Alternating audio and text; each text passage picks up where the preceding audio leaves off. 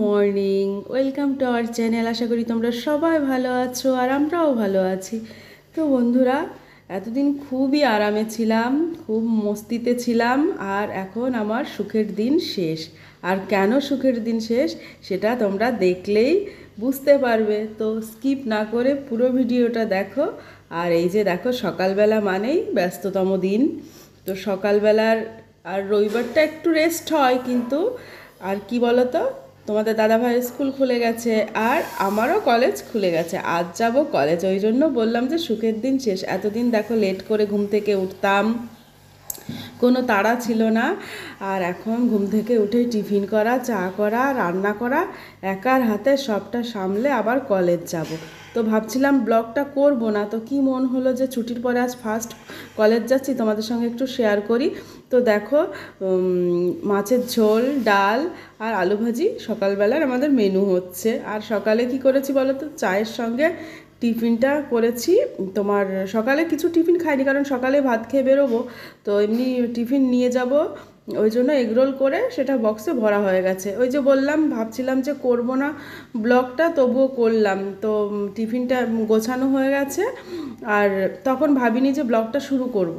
আর এই যে এখন রান্না হচ্ছে। আর কি বলতো, সকালবেলার দিকে মাছ দেখবে খেতে বেশি একটা ভালো লাগে না। মাছ, পটল আলু দিয়ে মাছের ঝোল করেছি, আর ডাল সিদ্ধ দেখলে, মুসুর ডাল আর আলু ভাজা। তোমাদের দাদাভাই সকালবেলা ডাল আলু ভাজা এইসব খেতেই ভালোবাসে। আর মাছ যেহেতু কাটা বাছার ব্যাপার থাকে, ওই জন্য আর ওটা খেতে ভালোবাসে না। তবু মাছের ঝোলটা আগে হয়েছে বলে আমি টেবিলে এনে রেখেছি। ওকে বললাম যে মাছ ছাড়া এমনি ঝোল আর আলু দিয়ে খেতে পারো। তো সবই এনেছিলাম, আলুটা লাস্টে ভেজেছিলাম। তো যাই হোক, ও স্নান করতে গেছে, ততক্ষণে আমার সব রেডি হয়ে গেছে, সব কিছু রেডি করে রেখেছে। আর এই যে পেঁয়াজ লঙ্কা দিয়ে মুসুর ডালটা ফোড়ন দেবো। তারপরে দেখো দুজনেই খেতে বসে গেছি, কারণ কি বলতো, ওর ট্রেন ধরা আছে, তো ওই জন্য। আর আমার কলেজ যা আছে, ও বললো তুমিও বসে যাও, না হলে কি বলতো তোমার আর খাওয়া জুটবে না, তাই হয় জানো না।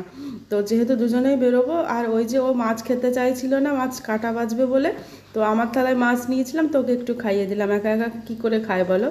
তো ওরকম আমরা মাঝে মধ্যে ওরকম চিকেন হলে মানে যে যেটা খেতে ভালোবাসে ওরকম খাইয়ে দিই। তো এরকমই তো খাচ্ছি, খেয়ে দে ও আগে বেরিয়ে যাবে। আর আমার কিন্তু এখনও স্নান হয়নি, কারণ রান্নাঘরের কাজ সারলাম, ওভেন টোভেন সব মোছার আছে, এখনও কিন্তু হয়নি। খাওয়ার পরে রান্নাঘরটা পরিষ্কার করে স্নানে ঢুকবো, ওই জন্য স্নানটা করিনি। তো খাওয়ার পরে থালা দুটো ধোবো, তারপরে ওভেনটা পরিষ্কার করব, তারপরে স্নানে ঢুকে আমি রেডি হব। আর তোমাদের দাদা হয়তো স্নান করেই খেয়ে নিচ্ছে, ও এক্ষুনি বেরিয়ে যাবে। তো আমি একটু দেরিতেই বেরোবো। তো এই দেখো, রেডি হয়েও গেছি স্নান করে। আর খাওয়া তো হয়ে গেছে, তাহলে আর রেডি হয়ে খাওয়ার চাপটা থাকলো না। আর আমার টাইমও হয়ে গেছে কলেজে যাওয়ার, তো ওই জন্য তাড়াতাড়ি করে রেডি হচ্ছে। এখনও পুজো দেওয়া কিন্তু হয়নি। কি আর করার, মানে স্নান করে তো আর কিছু মুখে দেবো না, না খেয়েই পুজোটা দিই। আজকে আর হলো না আমার না খেয়ে পুজো দেওয়া, তো আর কিছু করার নেই। সবাই বলে স্নান করলে, বিশেষ করে মা বলে যে স্নান করলে সব শুদ্ধ হয়ে যায়। কি আর করার, একা যেহেতু সব করতে হয় যে গোপুসোনা। আর মনে করি মন থেকে ভক্তি দিয়ে পুজো করলেই হয়, কি আর করব, একার হাতে সব কিছু মেনে চলা হয় না আমার, কিন্তু গোপুসোনার প্রতি হয়তো। তো ওই যে গোপুসোনাকে আমি দিয়ে বেরিয়ে গেলাম। কি বলো তো, ওকে ঘরে বললাম যে গোপুসোনা তুমি একা থাকো, আমি চলে আসবো বিকালে। তারপরে দেখো টোটোয় করে, আর টোটো দাদাকে আগে থেকেই বলা ছিল, তো যেদিন যায় ওনাকে ফোন করে আমি বলে রাখি বাড়ির সামনে এসে আমাকে নিয়ে যায়। তো ওই যে টোটো দাদা এসে আমাকে একদম নিয়ে যাচ্ছে। আর কলেজে যাব, একটু দেরিও হয়ে গেছে, বান্ধবীদের ফোনও করেছিলাম, সবাই কিন্তু এসেও গেছে।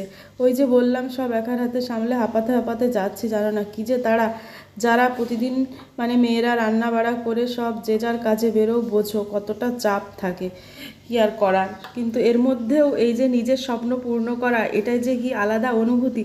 আর এই যে আমার পড়াশোনার লাইফটা, এটা কিন্তু বড় একটা গল্প আছে এর পেছনে, তোমাদের অন্য একটা ব্লগে শেয়ার করব।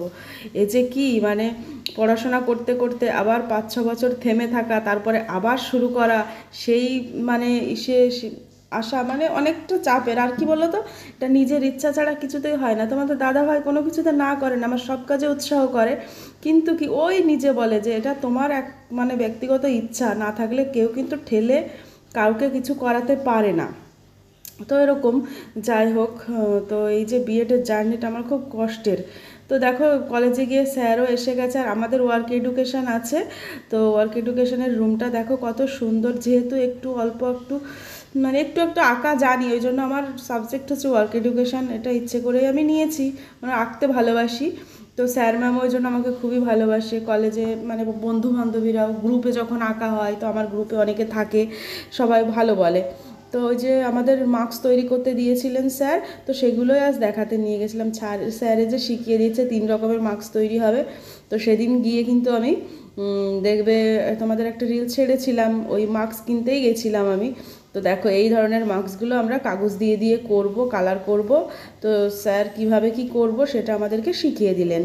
তো এই জন্যই আমি বিশেষ করে কলেজে গেছিলাম। তো আমাদের আর বেশি একটা যাওয়া লাগবে না কলেজে, আর হয়তো একদিন কি দুদিন যাওয়া লাগবে, তারপরেই হয়ে যাবে। আর তারপরেই কিন্তু যাব ঘুরতে ঘুরতে। গরমের ছুটিতে যাইনি, প্রচণ্ড গরম ছিল, যেদিকে যাব গরম ছিল বলে তোমাদের দাদাভাই বললো যে থাক, একবারে বিএডের ঝামেলাটা মিটুক, পরীক্ষাটা হোক তোমার, তারপরে একদম ঝাড়া হাত পায়ে যাব।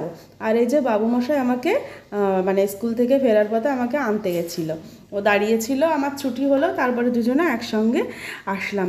আর এই যে এখান দিয়ে আস্তে আস্তে দুজনে একদম প্ল্যান করছিলাম এই কি হবে, আমাদের কলেজের গল্প করছিলাম যে অনেক দিন বাদেই গেলাম কলেজে।